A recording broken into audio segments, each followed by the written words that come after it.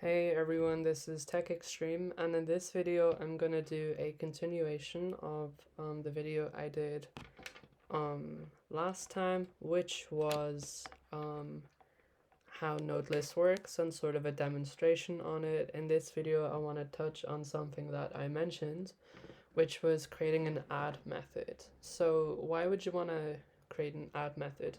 Well, when you're constantly using this node class here, and you're going head is equal to new node head.next, head.next.next, you have to remember how many nexts you've gone on to, and that can be very laborious, and that can sort of be taken away from us using an add method, which basically keeps track of where we are in the list and adds to the very end of that list. And so I kind of want to go into, in this video, how do we do that? So basically what I'm going to do is I'm going to create something called a node list, and what this will do is it will contain all the information from our node class, but it will contain it in a way that will allow us to sort of track where we are, whereas here the driver is sort of keeping track of where we are, and this is very tedious, whereas we could think of a way that would allow us to not have to remember where we are in the list so that we can just add to it on the fly without knowing where we are. Say if you're trying to get something done, you're like, oh, quick, let's just add it to the list. You don't really want to worry about where you are. This is the way to do it. So I'm going to start by creating a class called node list. And within this node list, we're going to have the head at the top. So we're going to call it node head. And that's all we need for it to keep track of where we are, because we already have our node class, which contains attributes that we can access to allow us to sort of traverse through the list on the fly. So to create our add methods, all we have to do is, well, first create our add method, which will return void, and we'll say public void node public void add node, and within it we're going to have the parameters of the node that we wish to add. I'm going to call it node just for simplicity, and within here we have to think about two scenarios. One scenario is when the list is empty and when the list is not empty. And how can we describe when the list is empty? Well, we can determine that by the value of the head. So within the add node, I'm going to do something like if. So if you remember in the last video, I talked about how we use a temporary variable to keep track of the list. Well, we can do the same here. And we want to have it within the method, because if we had it outside the method, what would happen instead would be it would just go right through the list and we would lose our position when we tried to do it again, because it's already at the end, so our method would instinctively fail. So keeping it within the method allows us to create that variable when we need to, because it's a local variable. So I'm going to say node temp is equal to head, right? And we can say if head is equal to null, we want it to assign the value of the node to the head, meaning if the list is empty, at the start of the list, add the node, which is our head in this case. After that, we have to consider, well, how do we add to the list? And so you might think, oh, we could do something like while temp does not equal to null, and the temp.next, as I specified in the last video when we were traversing through the list. But actually, if we do that, we'll reach the end of the list entirely, and we won't be able to access the next attribute, which is in the node class, because after null, there's nothing. So what we actually want to do is right before we reach the end of the list, i.e.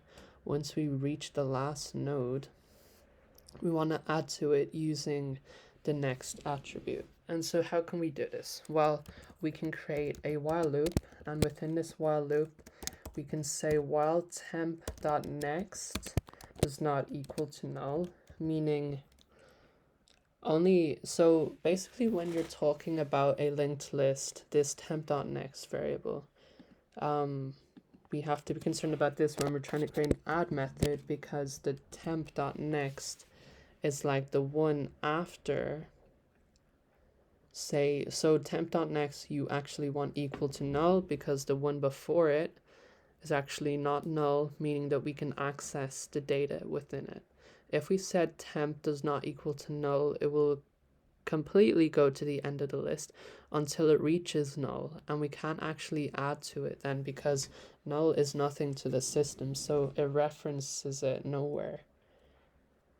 So to allow us to access it, we want to say temp.next is not equal to null so that we can access that next variable, because it will reach the end of the list, and the temp.next after that, say if we have 3 nodes containing the numbers 1, 2, 3, at the number 3 we want to add the number 4. We can say temp.next is equal to new node 4 in accordance with this class here.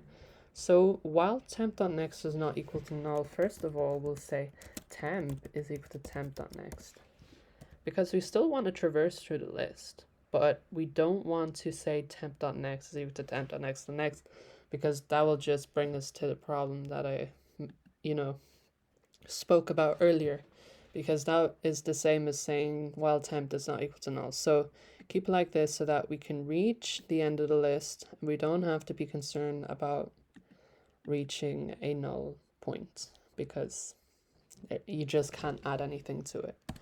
So we want to reach the end of the list. So once it reaches the end, it will exit the while loop, because it will recognize, oh, temp.next is now equal to null. I can exit this while loop, which will allow us to say temp.next is equal to node.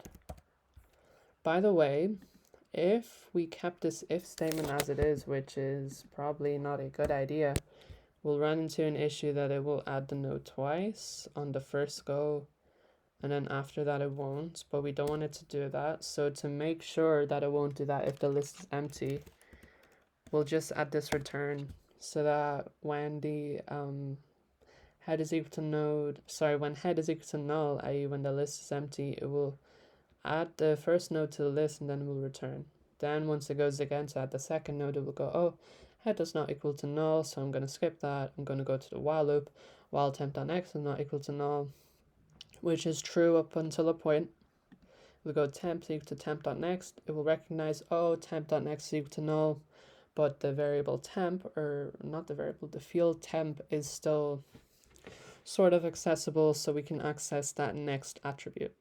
And we can assign that value to node, meaning we can add to the list. So this will allow us to not have to keep track of the list itself or how many next we've gone on to. But you can add a counter if you wish to keep track of that, but I'm keeping it as simple as I can for the purposes of this video. So our method is essentially complete. So we can move on to the driver class now, and we can actually try and access our stuff. So I'm going to essentially get rid of all this code because we really don't need it anymore. Now we can say node list. Keep in mind it's now node list. Node list 1, we have to instantiate it, so we'll say is equal to new node list. We have this default constructor here which is given with all classes, so we'll use that for now. And now we can say node list1.add node, and we can say new node 1. And now we can have a temporary variable, and we'll call it node temp. Notice that I've switched over to the node class this time, because what we can actually do is we can say node list1.head. And essentially we just access the node here within the node list. for the purposes of this video, I think that's okay. Though some people will have their opinions on having your getters and setters in there, and for this video, I don't have them, but definitely add them if this is an assignment, for example. So now I can say while temp, now we can go back to our good old while temp does not equal to null. We wanted to go temp is equal to temp dot next, but before then we wanted to print out the value of temp dot number, and then once it reaches the end of the list we wanted to print out end of list. So in this case it should only show us the number 1, which it does. So it only shows us the number 1. Now say if we want to add to the list again, we can say node list 1 dot add node new node 2. And when we run it again, we'll see, oh, it accesses the number 1, it accesses the number 2. It cannot access anything after that, so it returns end of list. Or not returns, it just prints. We don't have any return statements here. So it says 1 to end of list. And we can continuously add to it as our heart desires. So if I say node list 1 dot add node and I say new node, I don't know, 25,000, because why not? We'll see 1 to 25,000 end of list. And that's essentially how you add an add method using the node list class.